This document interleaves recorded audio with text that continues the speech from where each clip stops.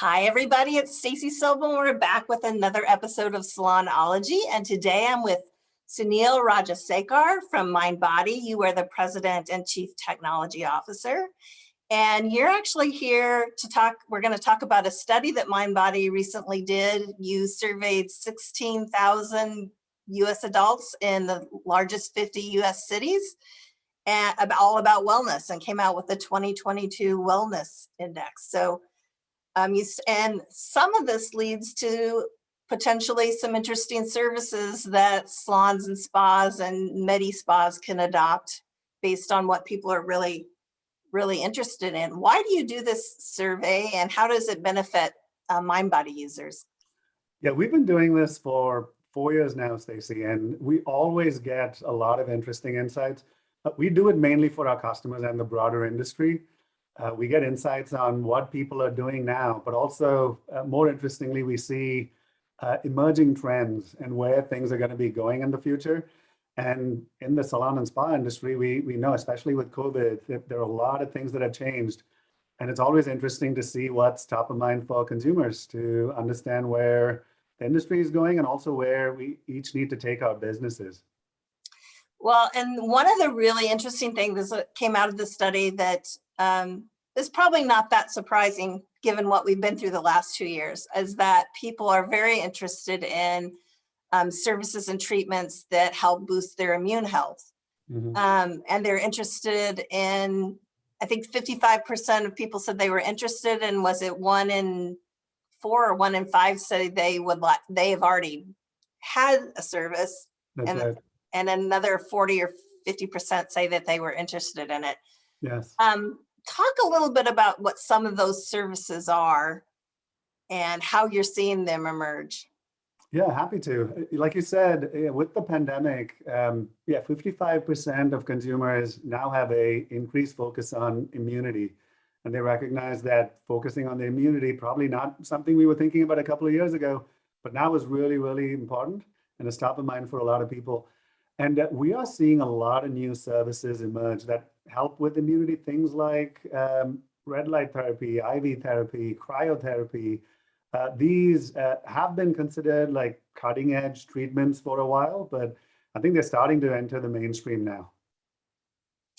So where are these being performed right now, and how could a traditional salon spa or a medi spa bring them in? I mean, do they have to have a medical professional, or some of them do and some of them don't?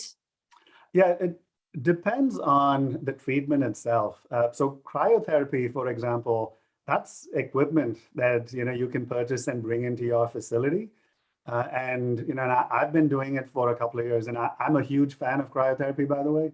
And you don't need trained medical staff for that. You do need to make sure you're taking the appropriate precautions and following the right techniques with the equipment, but you don't need medical staff.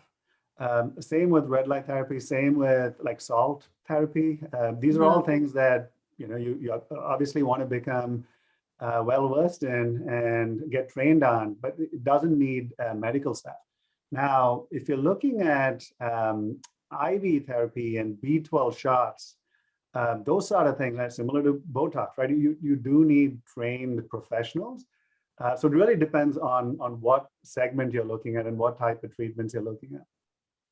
Now, the cryotherapy, is that the same as when they do the body sculpting using like isolating areas and applying the cold? Is that the same? Yeah, so I think the underlying principles are similar, but it's not the same thing. With cryo, the focus is more on reducing inflammation, increasing your metabolism, and building up your body's immunity. And it really, just recharges and reinvigorates your body. So the treatment is different, but I think ultimately it does rely on exposing your body to extreme cold. So that part is similar, but the purpose of cryotherapy is different. It's, there are 2 types of cryotherapy that I've seen. One is you can go into like a room where it's chilled to, up to like -200. And then there are also these cylindrical pieces of equipment where you can go and stand where it comes up to your neck. So those are the two types of cryo that I've seen. Do you have any idea how expensive it is to get involved in some of these therapies? Yeah, so I don't want to speculate because I haven't recently looked at the cost of these pieces of equipment, but it's in the tens of thousands. And with cryo specifically, there is a ongoing cost with getting the nitrogen. But again, these are treatments that have a lot of demand, and the places that I've been going to, they've been telling me how their slots have been getting filled up, and you can charge, a pretty good premium for it. People recognize that, these are expensive. So it's not cheap, but I do think the ROI is pretty good for this equipment. Are they the kind of services that lend themselves to a membership program? Like if you go, you need to go more than once to have the true benefit? So yes, that is the case. With cryo, yeah, it's not one of those, hey, one and done, and you do it once, once a month or once every 6 months. Ideally, you do it on a regular basis. So yes, they do lend themselves to a membership type program.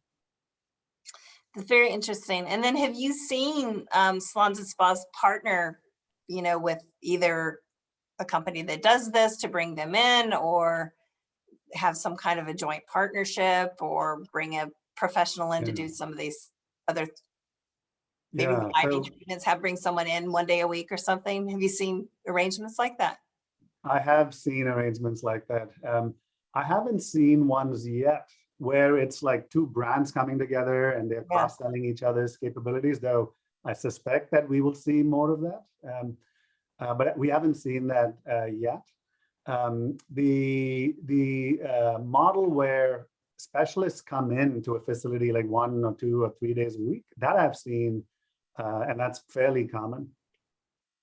So another aspect of the study looked at mental health, and obviously there's been a lot of pressure in that area with the pandemic as well. And we're seeing it with owners talking about their staffs being overworked and burnt out and stressed. But what are some of the therapies that can cut, or treatments that can come to address mental health that a salon or spa could bring in?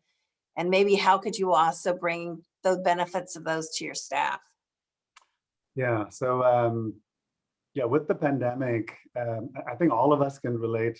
Just the level of mental stress has been incredibly high. We're all social creatures, right? We like the interaction, and not being able to do that, and not being able to spend, in a lot of cases, not being able to see your parents or your siblings for extended periods of time, it does weigh you down. So learning how to do your job differently and homeschooling your kids, and for sure, right? It changes the dynamic. So so to your point around it being a challenge for staff as well, absolutely right. And we see this within our company as well. I work for a tech company, but a lot of the challenges we talked about that apply to salon and spa workers apply to our employees as well. So some of the things that we've done internally is we do offer wellness services for our employees, so they are able to take breaks, we also got them memberships to Calm, which is a meditation. Yeah, I use Calm. Great. So so I'm going to guess that you appreciate the value that it adds. So we got everyone a Calm membership. So just the ability to meditate and take a mental break once or twice a day goes a long way, right? And on top of that, the wellness benefit extends to, you can use the dollars that we give our employees to take a wellness class, a fitness class, or get a membership. So those are things that I know go a long way. It does two things. One is there's direct benefit. You meditate, you go work out, you take an online class, or whatever it is that you want to do. It directly positively impacts your mental health, right? Every time you work out, it releases endorphins, and that makes you feel positive. Every time you meditate, it releases other chemicals in your brain. And how we feel mentally, ultimately, just the science of it, it's just the chemicals in your brain, right? And there are things that you could do to control what chemicals get released. So that helps.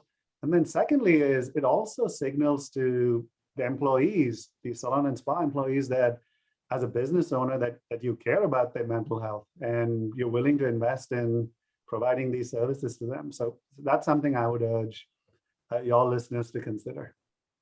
And then also that can lead to services you can offer your clients. I do know salons that have yoga rooms that have a yoga instructor. And I also know a salon that I don't know if they use Calm or some other meditation app, but when the clients were getting their hair shampooed, they would put on a headset and they could listen to a meditation app while they were enjoying that treatment. So that's a great idea. All of this, this irrespective of what specific service is being provided by the salon and spa, ultimately it's going to impact consumers, just their state of mind, right? You get a really good haircut, you feel good about yourself, you're more confident. You get a massage, you feel really good about how you're feeling physically. It impacts your mental health. And I work for a company called Mindbody, and we fully believe that your mental health and your physical health, it's all interrelated. Your mental health impacts your physical well-being, and how you feel physically also impacts your mental well-being. You can calm your mind down just by slowing down your breathing, right? So your physical actions that you take impact your mental health as well. So it's fascinating. So I appreciate everything that the salon and spa industry is doing to help consumers overall, and same with the fitness industry as well. It's all related. Well, it's great. And it's great for people to think about how they can incorporate either a moment of mindfulness or even a breathing exercise with their clients. And clients can always respectfully decline, but it's a nice way to incorporate something in to let the client know you care more about just their hair.